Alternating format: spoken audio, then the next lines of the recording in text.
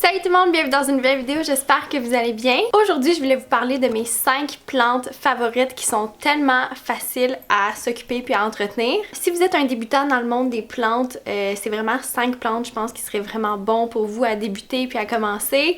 Ça donne comme un petit boost de confidence de voir que hey, mes plantes ils vivent puis ils vont bien. Fait que là après ça, on peut comme tranquillement en apprendre plus sur les plantes puis passer à l'étape des plantes un petit peu plus difficiles d'entretien. Les plantes dont je vais vous parler aujourd'hui, ils vont vraiment vous donner des indicateurs si jamais il manque de soleil, ils ont trop de soleil, si jamais il manque d'eau, ils ont trop d'eau.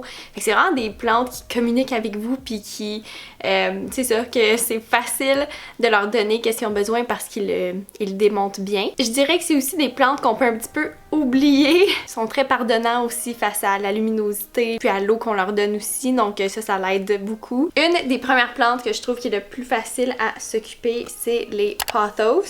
Ici j'en ai deux sortes. Ici c'est la Marble Queen qui est variegated. J'oublie toujours le nom. C'est quoi en français? Je vais juste la déposer un instant. Et j'en ai une autre sorte ici qui est un Golden Pothos. Il y a des petites traces blanches dorées sur les feuilles, elle est vraiment jolie. Comme vous pouvez voir, c'est des trailing plants, c'est des plantes qui sont grimpantes, qui font des longues vignes, des longues tiges.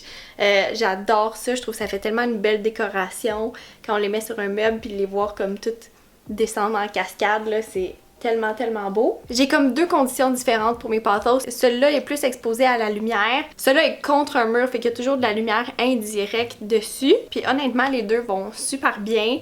Fait que c'est des plantes qui tolèrent bien la basse luminosité, mais plus on leur en donne, plus ils vont pousser rapidement. Fait que ça, c'est le fun. Puis ce qui est le fun avec eux aussi, c'est qu'ils nous parlent clairement. Quand ils ont soif, là, les feuilles, ils deviennent toutes tombantes. Puis là, sur le coup, on pense comme, bon, ça y est, la plante est en train de mourir. Et puis là, il suffit juste de les arroser. Puis vous allez voir là, dans quelques heures, les feuilles vont être revenues toutes belles puis toutes plump, fait que ils se ressaisissent assez vite. Fait que c'est ça, ils vous le disent tout de suite dès qu'il manque d'eau. Je les arrose peut-être une fois par semaine ou même une fois ou 2 semaines. Je préfère vraiment laisser mes plantes sécher avant de les réarroser. Là, il faut juste faire attention, il y a certaines plantes qui aiment pas ça, mais la majorité des plantes dans ma maison préfèrent d'être complètement sec avant de se faire réarroser, puis quand je les arrose, je les arrose pour la peine, donc je leur donne beaucoup d'eau. Un des trucs que j'ai appris qui m'a beaucoup aidé, c'est que vous êtes vraiment mieux d'arroser moins que de trop arroser. La majorité des plantes meurent à cause du root rot, de la pourriture des racines, parce que leurs racines, leurs pieds, ils trempent dans l'eau. Fait qu'on est mieux de les arroser moins souvent, d'attendre vraiment que la terre elle soit sèche avant de les arroser. Une de mes amies a un pothos qui est absolument géant, c'est un monstre là. Il fait tout le tour de leur salon, il monte jusqu'en haut au 2e étage, il y a quasiment pas accès à de la lumière directe à certains endroits, puis j'ai jamais vu un pothos énorme de même là. C'est un monstre, là. C'est un géant, il doit être ses stéroïdes, je comprends absolument rien. Pour vrai là, wow! C'est comme mon rêve que mes pothos ils deviennent gros de même un jour. Ensuite, une autre plante qui ressemble beaucoup aux pothos, c'est les philodendrons. Donc ça l'est ici. Au début, je me mêlais beaucoup entre les philodendrons puis les pothos. On dirait que je pensais un peu que c'était la même chose parce que la forme des feuilles se ressemble quand même. Mais si on regarde vraiment bien, la forme des feuilles des philodendrons est vraiment comme en forme de cœur pointu. Fait que c'est vraiment ça qui m'aide à comme les démarquer. Mais sinon, autre que ça, ils se ressemblent vraiment beaucoup, le pothos et le philodendron. Comme on voit, eux autres aussi, c'est des plantes qui sont trailing, qui sont grimpantes. Ça, j'adore ça. Cette plante-là, d'habitude, elle va... Oh, là, je l'ai coupée parce que ça faisait bizarre. Mais on a une lumière dans le coin du salon, puis... d'habitude elle est là. Ces vignes se sont comme toutes entortillées autour des poteaux. Ça m'a un peu fait de la peine de la détortiller, mais je vais la retortiller puis elle va être correcte. Même chose pour elle, elle est comme dans le coin là. Fait qu'elle a toujours de la lumière comme indirecte des fenêtres du salon, mais elle a jamais de lumière directe sur elle. Puis elle vit sa best life là. Elle va super bien. Fait que c'est ça, c'est des plantes qui tolèrent quand même bien la basse luminosité. Souvent j'oublie de l'arroser, puis arrête pas de me sortir des nouvelles feuilles quand même. Fait que c'est ça, ils sont très pardonnantes. C'est un mot, pardonnante? En tout cas, ils pardonnent bien si on oublie de les arroser. Prochaine plante, je pense que ça va être mon cactus. J'aime tellement cette plante-là. Puis en fait, fun fact, c'est ma première plante que j'ai achetée depuis que je m'intéresse aux plantes. Avant, il était tout petit, là. Il était grand comme ça environ. Bon, on le voit, je pense, même la démarcation, là. Puis il a repoussé de tout ça. Puis il est en train de faire un bébé cactus juste à côté.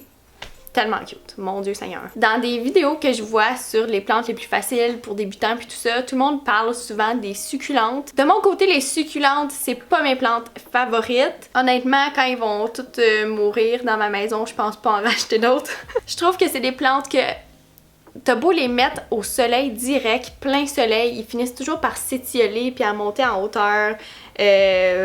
C'est ça, c'est juste pas, je sais pas, c'est juste pas mes plantes favorites. Les cactus, je trouve qu'ils sont tellement plus beaux, puis j'aime vraiment plus le design des cactus, ils sont beaucoup plus faciles d'entretien honnêtement. Ce qui est vraiment important avec les cactus par contre, c'est qu'ils ont besoin de beaucoup de soleil, c'est des plantes désertiques qui vivent dans le désert.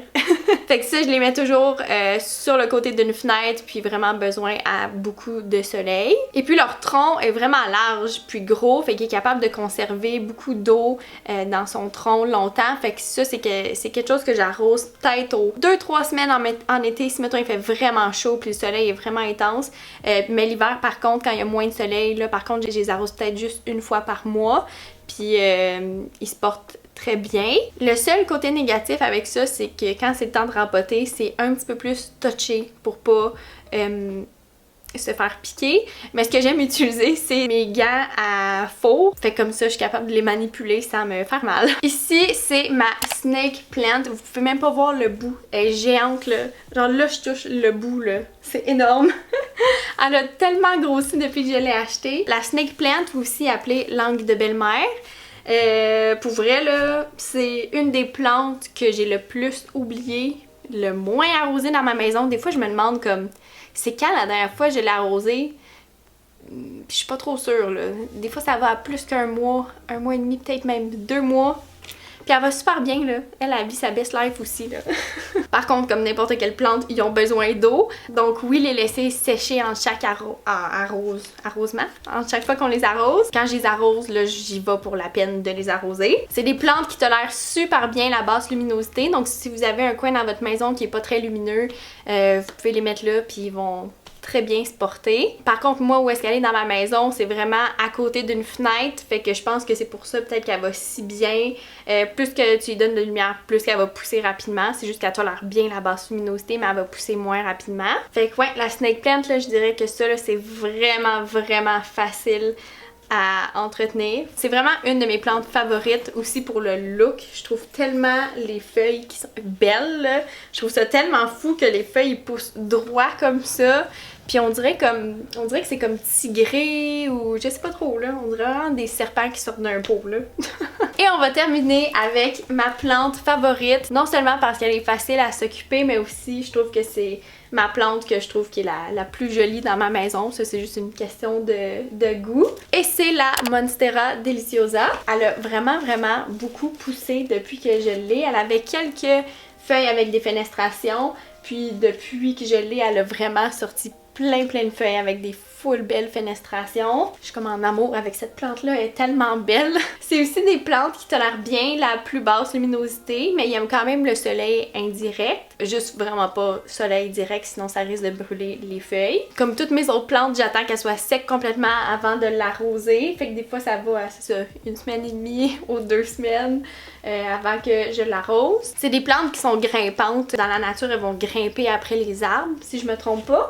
Donc c'est important aussi quand elles deviennent assez grosses là, de mettre un bâton. Ici j'ai mis comme une pôle, puis ça va aider la plante à tranquillement pas vite s'agripper après pour monter. Là je serais peut-être due pour en acheter une deuxième qui s'emboîte dans l'autre bâton. Je les ai achetés sur Amazon. Fait que ouais, faudrait que j'en rajoute un autre pour qu'elle continue de grimper parce que souvent c'est ça, elles deviennent tellement lourdes de la tête quand elles sont grosses que là elles tombent. Fait que pour éviter qu'elle tombe, ben là, c'est une bonne idée de mettre un poteau. Fait comme ça, c'est ça, elle grimpe autour puis elle s'accroche après. C'est des plantes par contre qui aiment pas être changées de pot souvent. Moi, elle est encore dans son pot de quand que je l'ai acheté. Puis comme vous pouvez voir, elle fait... Voyons, du poil... J'arrache une racine. Comme vous pouvez voir, ils font beaucoup de racines, des aerial roots, des racines aériennes. Comme dans le pot, il y a vraiment plein de grosses racines qui sortent, puis plus qu'ils deviennent grosses, plus qu'ils en font. Il y a des monstera là que tu vois comme les racines sortir du pot. Fait que ça nous donne souvent envie de les changer de pot, mais c'est quelque chose qu'ils aiment vraiment pas. Ils aiment vraiment plus rester dans un plus petit espace que dans un trop gros espace. Donc voilà pour mes 5 plantes favorites les plus faciles à s'occuper, surtout si vous êtes un débutant. N'hésitez pas à me dire en commentaire en bas c'est quoi la plante que vous trouvez la plus facile à vous occuper. Ça se peut que ce soit une plante dont j'ai parlé, puis ça se peut que ce soit une plante que j'ai pas mentionnée ou que je connais même pas. Fait que n'hésitez pas à me le dire en commentaire. Je suis vraiment fan finie de plantes, puis ça me fait toujours plaisir d'en apprendre plus sur le sujet. Je suis vraiment pas une experte. Je suis pas une Plantarina. Si vous la connaissez pas, Plantarina c'est comme la déesse, la queen des plantes sur YouTube. Fait que c'est ça, je suis pas une Plantarina, mais j'en apprends sur le sujet, puis j'apprends avec les erreurs que je fais. Si jamais vous aimez ce genre de vidéo-là sur les plantes, n'hésitez pas à me le dire en commentaire, ça va me faire plaisir d'en faire plus. Puis sur ce, on se revoit dans une prochaine vidéo. Bye!